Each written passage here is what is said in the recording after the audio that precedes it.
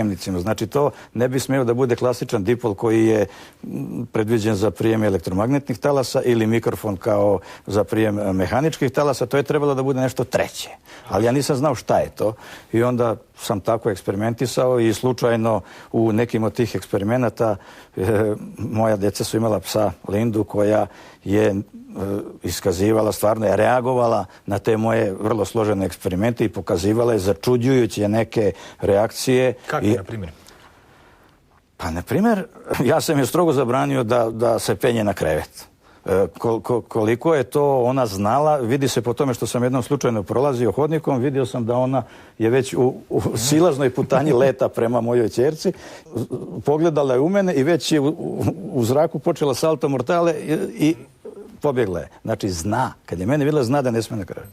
Kad sam ja radio te eksperimente, na jednom je ona skočila, ja tu nešto radim, to se čuje, pišti zuji, pojavlja neka svetlost, loptoidne, neke sferoidne strukture, plazmene i tako dalje, svašta se tu dešavalo. Linda je jednostavno došla i krenula je na tu varnicu da ju liže, gura njušku u to, ja zaznadan, ja je guram, nisam uspio da je oteram, kao da je to njeno mladunče, tako sam ja stekao neki utisak. Ja sam je gurao, neće da ode, ja to ugasim, evo ona ode. Ja upalim, evo nje opet. Ja malo razdesim te frekvencije, a ona tamo, ne znam, je bila malo dalje, pa pobegne.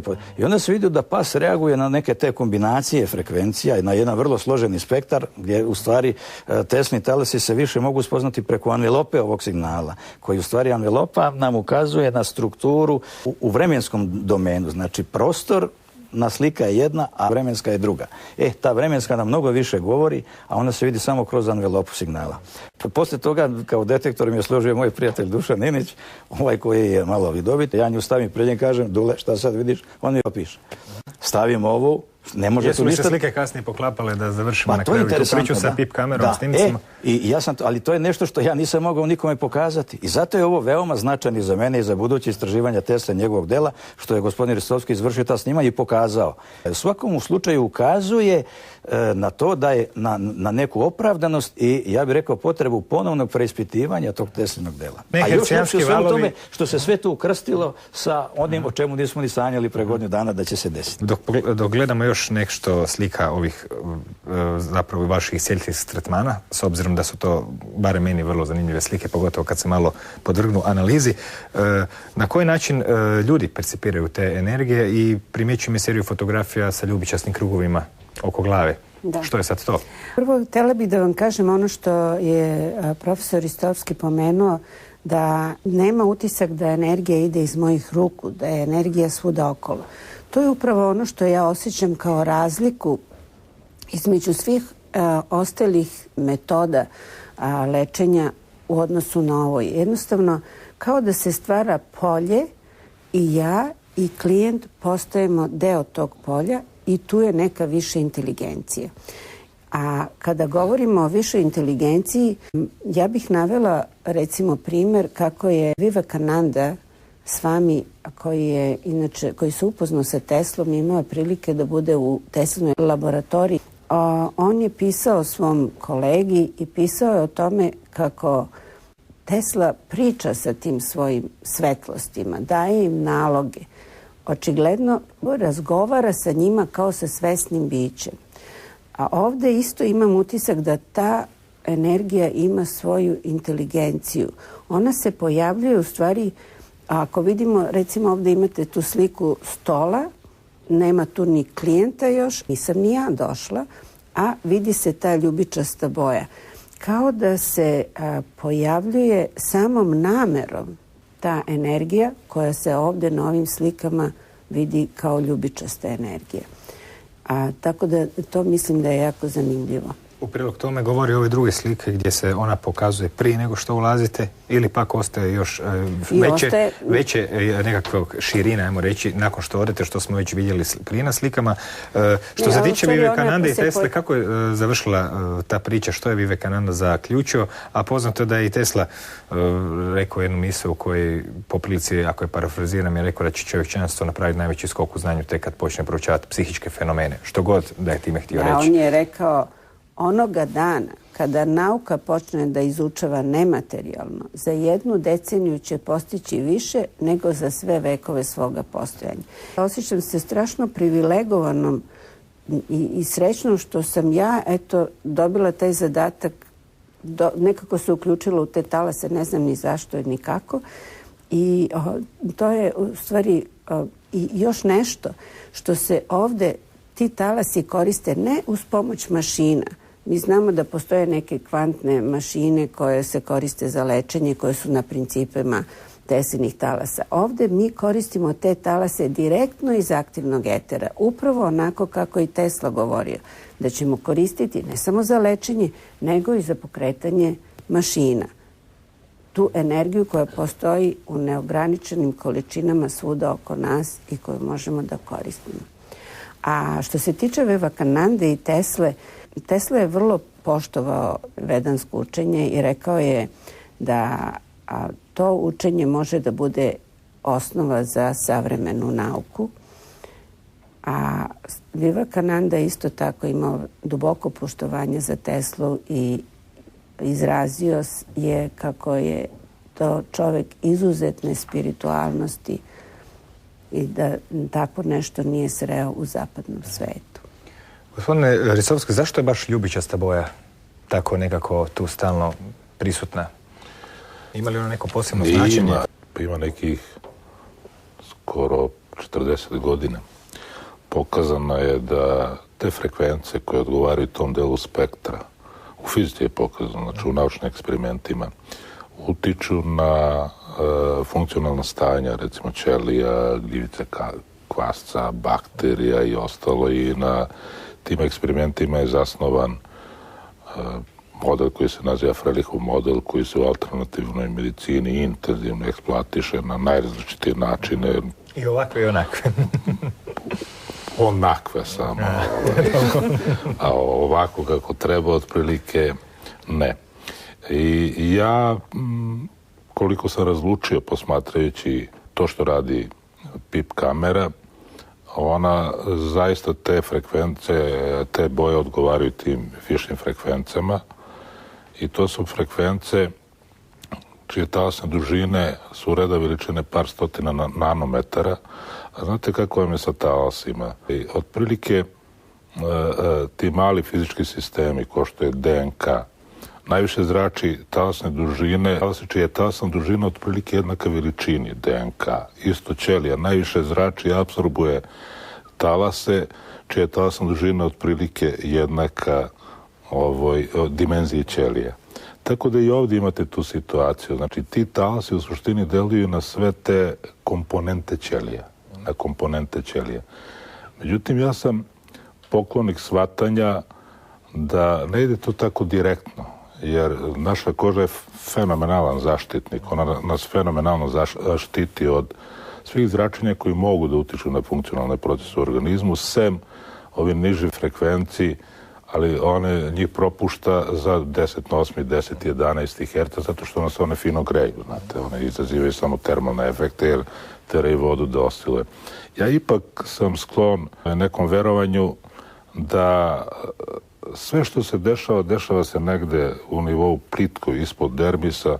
Da li je sad to neurofiziološki neki mehanizam koji pokreće onda neke centre, recimo u hipotalamusu, koji onda regulišu funkcije, ili je to neki paraneuralni sistem i takvi se spominju, ili su to organizacioni centri iz embriogeneze koji neki povezuju sa akupunkturnim sistemom. Nema odgovora, ali činjenice su, fenomeni to pokazuju, nije bitno da mi umemo ili ne umemo da objasnimo, da to što iscelitelj zrači, to PIP kamera registruje. To je dovoljno da zaključite da to što izračuje negde iz domena sunčevog spektra. Nepobitno je pokazano mnogo puta u mnogim fenomenima da te terapije deluju. I tu se priča što se toga tiče, da li fenomen postoji, da li deluje ili ne deluje, završavaju. Sad je pitanje ko treba da da odgovor na pitanje kako se to dešava. Da li medicinari, ili fizičari ili biolozi. To nije razjašnjeno. Interesantno da kada govorimo o tome koliko je propustljiva koža, ove talase ne menja ni metal, ni guma, ništa što im stane na put. I onda meni nije bilo jasno kako to je, pošto kako smo mi učili u školici, a ovo su elektromagnetni talasi, znači elektromagnet, magnet, metal, mora da ima reakcije, da ih skreće ili nešto. I onda sam pitala gospodina Marjanovića kako to može da objašnjava. Onda je on objasnio da zavisi od talasne dužine, ali ne znam ja to baš sasvim dobro, to će on bolje da objasni. Ako može u 2 minute, 3. Da iz te strukture koja je generalno važeća za sve, jer mi znamo svi da je kosmos hologramske strukture fraktalnog ustrojstva.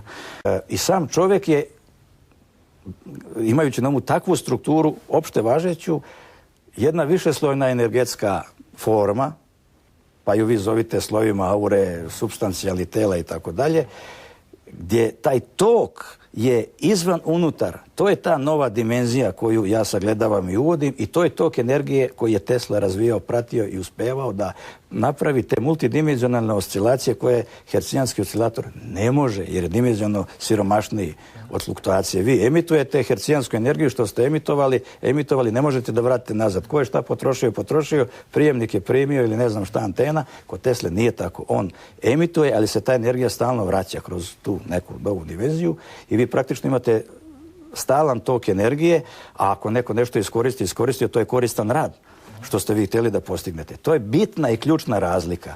E sad, vezano za ovu priču, to važi i za čoveka. Znači, vama se svakih 7 do 10 godina svaki element, atom i molekul tela izmeni. Imate, ja sa svojih 55 godina, znači već 600 telo nosim novo, kompletno novo. Svaki atom i molekul mog tela je već 6. put promenjen, ali je mladež ostao gdje je bio, trepavica gdje je bila. Znači da ta supstancijalna forma, ti atomi prate neku hiperfiniju strukturu, neki tok energije koji je Kozirjev zvao živom energijom i neko je zove pranom i tako dalje. U stvari je čovjek molekularna fontana, se ispostavlja, koja poput ping-pong loptice na vrhu mlaza vode jedri na toku neke hiperfine strukture energije, ali sad... Dobro, da se držimo na hrpi. Evo ga, za kraj, mislite li da ima nekakvog posebnog značaja što je to tako se sad tu pojavljaju nekakve ljubičaste energije na kamerama, pa kamere koje ih uopće mogu snimiti, pa zavojnice koje isto to eminiraju, što isciljitelji eliminiraju, sve ova složena priča za koju se nadam da je neko uhvatio početak i kraj. Da, pa znate kako, iz onog mog što bi se nazvalo mistično ovim našim savremenim jezikom, a se sada imamo, da ne kažem crno na belo, ali šareno na belo, da to je to. Da je ovo sa čime mi radimo, sa čime ja radim i moji studenti, ja držim seminare i svako može to da nauči, to je ono što je divno, da su to u stvari ti Teslini talasi.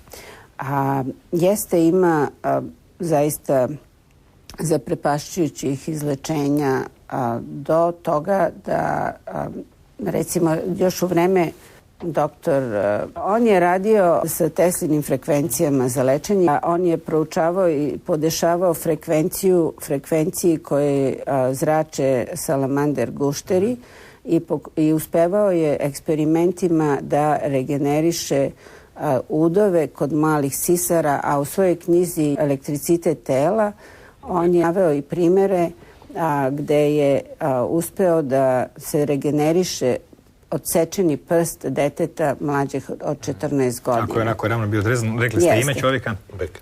Tako je i to je nešto što su naučili znači od salamandera.